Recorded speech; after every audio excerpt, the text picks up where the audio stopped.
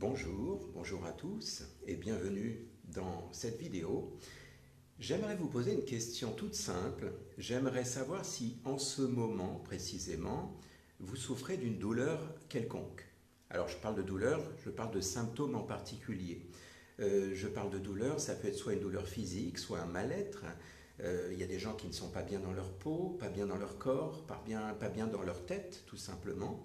Et puis il y a ces personnes qui ont des douleurs physiques, c'est-à-dire des gens qui peuvent se sentir bien, la vie est belle, seulement ils sont perturbés par des douleurs qu'ils peuvent avoir dans leur corps. Ça peut être dans la tête, ça peut être dans le dos, ça peut être un peu partout.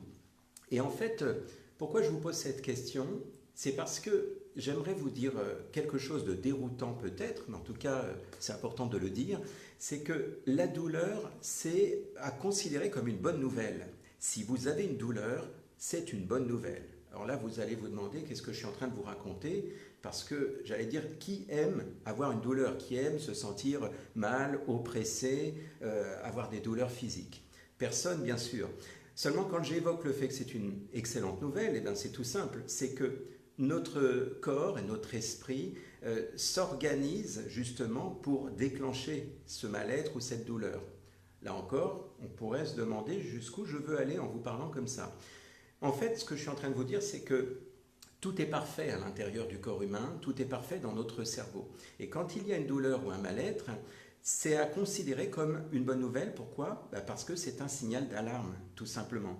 Si la douleur n'existait pas, posez-vous la question un instant. Imaginez, je n'ai aucune douleur, je n'ai aucune sensation, je suis, on va dire, un peu comme un robot, complètement anesthésié. Qu'est-ce qui se passe? Qu'est-ce qui se passe à terme? Eh bien, on va donner un exemple tout simple. Ça vous est sans doute déjà arrivé, par exemple, d'avoir, je ne sais pas, d'avoir mal aux dents. Imaginez, vous n'avez pas mal aux dents, vous n'avez plus mal, ça n'existe pas. Eh bien, le problème, c'est que si par exemple il y a un abcès, si par exemple il y a une carie qui se forme, comment est-ce que vous allez être prévenu? Comment est-ce que vous allez savoir finalement que vous avez besoin d'aller chez le dentiste, que vous avez besoin sans doute de subir, on va dire, une intervention?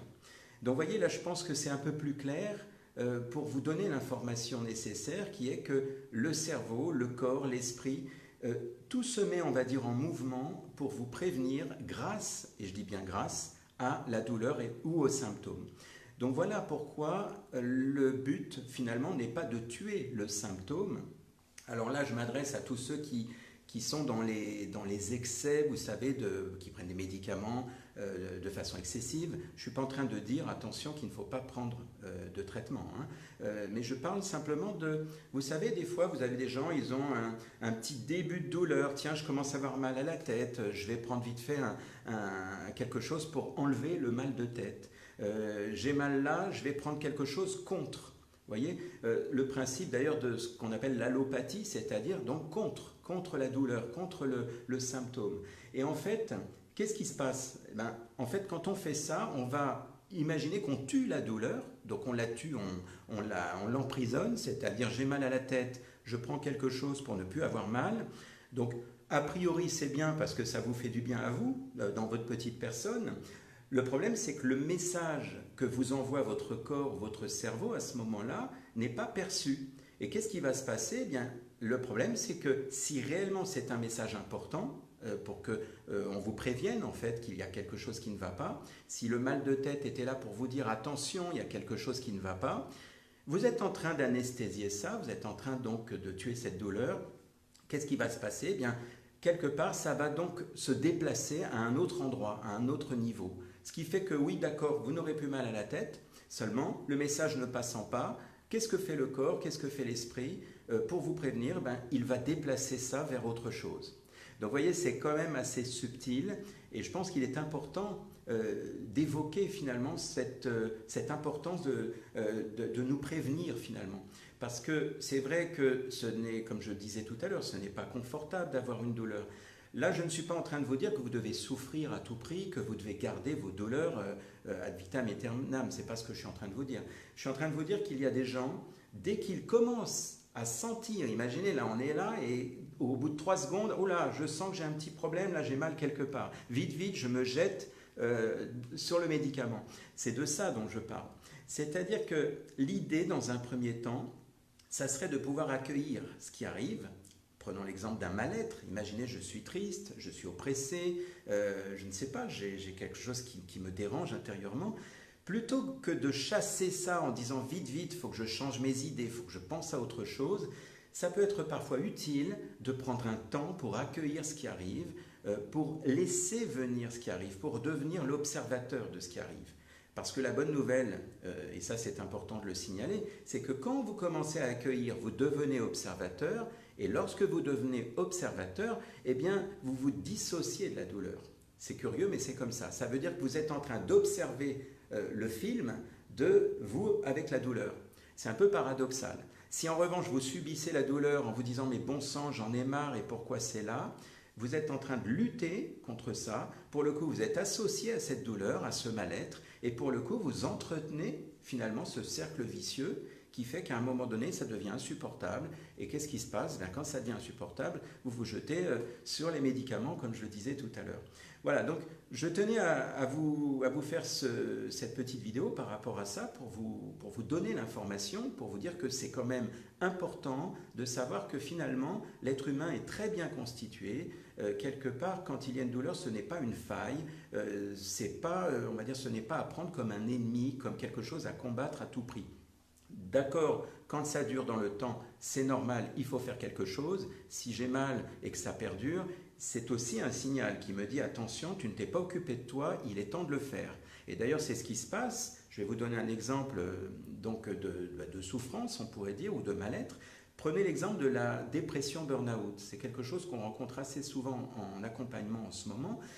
Les gens donc tirent sur la corde et se disent non mais c'est bon, c'est pas grave, je me reposerai plus tard, j'y vais parce que j'ai besoin, je suis important, on a besoin de moi au travail, donc j'y vais à fond, j'y vais à fond. Évidemment, on sait qu'on a une capacité énorme d'adaptation en tant qu'être humain. Et donc, qu'est-ce qui se passe? Effectivement, je tire sur la corde, je continue, et puis du jour au lendemain, ça ne prévient plus. Et là, on se dit, mais bon sang, pourquoi ça m'arrive?